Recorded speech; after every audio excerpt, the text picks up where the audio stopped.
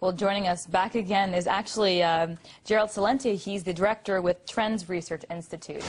Good to have you back there, Gerald.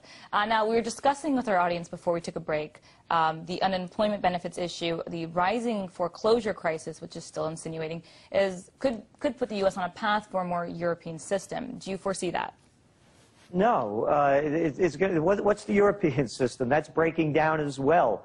Now they're imposing austerity measures. The entire system is collapsing. We've been saying this since the crash began in 2008.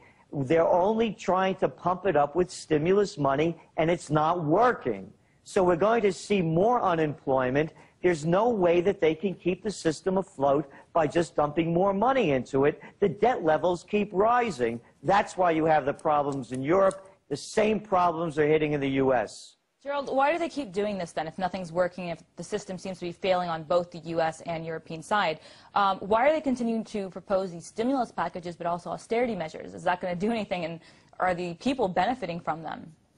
No, the people aren't benefiting at all, because what they're doing when we're talking about stimulus is stimulating the banks. That's who's taking the big losses on the bonds and the defaults.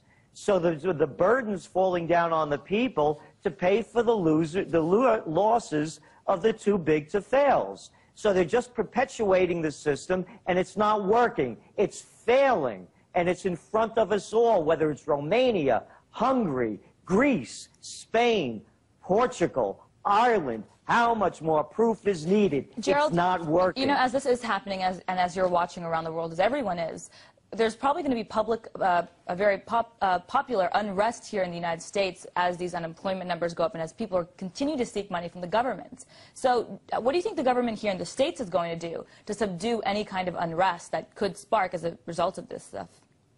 They'll do what all countries do when the people are uprising. They're going to stamp it down.